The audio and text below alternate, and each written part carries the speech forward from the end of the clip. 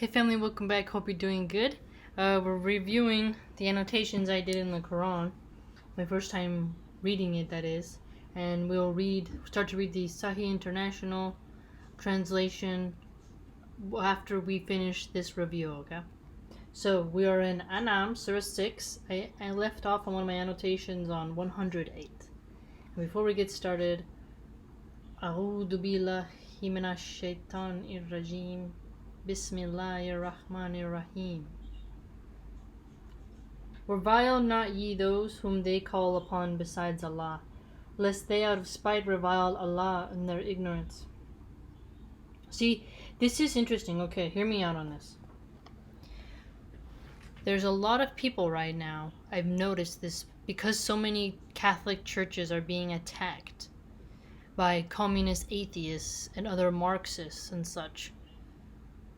People are now saying, why won't you do that to a Muslim? Because you're afraid, like the Muslim mosques, right? And that is something not good. And some of them, like Sean King, he's from the Nation of Islam, and he's encouraging people to take down images of white versions of Jesus. See, and if he paid attention to the Quran, it's like, revile not those who call upon besides Allah. Because if you spite them, they're going to spite Allah back, right? So by Sean King using Islam as a weapon against white Christians and how they do their art, it's causing problems for Islam, right? He's using it to boost his own clout through drama and manipulating the Twitter algorithm to favor him. And this is actually making Christians more mad at Muslims because of behavior like that. So it's quite sad. But hopefully Muslims don't act like Sean King and follow into that trap, because it would only make life more difficult, right? Thus have we made alluring to each people its own doings. In the end will they return to their Lord, and we shall then tell them the truth of all that they did. Wow, be told all the truth, fam. Almost damaged it right here, almost. 111. Even if we did send unto them angels, and the dead did speak unto them, and we gathered together all things before their very eyes, they are not the ones to believe unless it is in Allah's plan. But most of them ignore the truth. Wow, even if you sent angels, right? Even if they were sent down. And in 112, likewise did we make for every messenger an enemy, evil ones among men and jinns. See, this is there's even not only is it hard to have human enemies, but imagine an enemy of another dimension on that scale, empiring each other with flowery discourses, right? Beautification, flattery, charm, by way of deception. If thy Lord had so planned, they would not have done it, so leave them in their inventions alone. Also I annotated 118.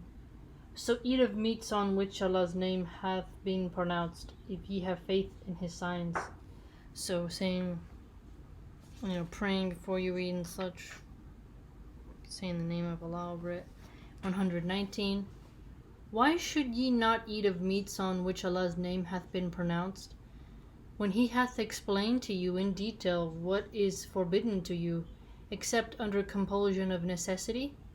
But many do mislead men by their appetites, unchecked by knowledge. Unchecked by knowledge. Gotta get that knowledge. Thy Lord knoweth best those who transgress. 120 as well. Eschew all sin, open or secret. Those who earn sin will get due recompense for their earnings. Exactly. Open or secret. 124. When there comes to them a sign from Allah, they say, we shall not believe until we receive one exactly like those received by Allah's apostles. Allah knoweth best where and how to carry out his mission. Soon will the wicked be overtaken by humiliation before Allah, and a severe punishment for all their plots. Indeed, look at that. This again highlighting the absurdity of like what people will demand, right? Just, we deserve this, so make it happen. It's like, it's not the way the world works. 130. O ye assembly of jinns and men, came there not unto you apostles from amongst you, setting forth unto you my signs, and warning you of the meeting of this day of yours? They will say, we bear witness against ourselves. It was the life of this world that deceived them, so against themselves will they bear witness that they rejected faith. Whew. The world that deceived them, letting you know, like, the world is a definitely illusory place. 132. To all are degrees or ranks according to their deeds, for thy Lord is not unmindful of anything that they do. Again, not unmindful of anything that you do. It's very comforting. The degrees and ranks according to your deeds. I want to be on the high ranks. It's hard work. It's hard work. Hard work in a world filled with traps. 139. They say, what is in the wombs of such and such cattle is specially reserved for food for our men, and forbidden to our women. But if it is stillborn, then all have shares therein, for their false attribution of superstitions to Allah.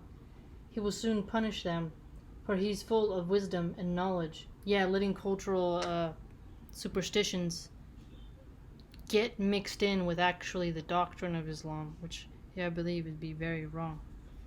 You wouldn't want to eat a stillborn. Oh, 141. But waste not by excess, for Allah loveth not the wasters. Think about that. Don't waste, give charity, treat your lovers well, inheritance, take care of orphans, do a pilgrimage. And then on 144 I annotated, one who invents the lie against Allah, to lead astray men without knowledge, for Allah guideth not people who do wrong. Exactly. 145 I just annotated dead meat and then picked up on impious meat on which a name has been invoked other than Allah's.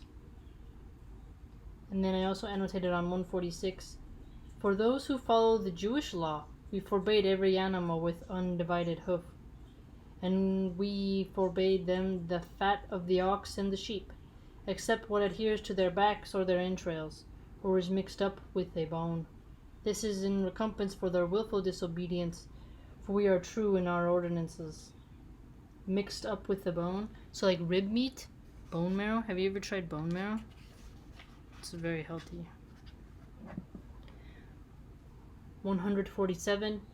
If they accuse thee of falsehood, say, your Lord is full of mercy, all embracing, but from people in guilt never will his wrath be turned back.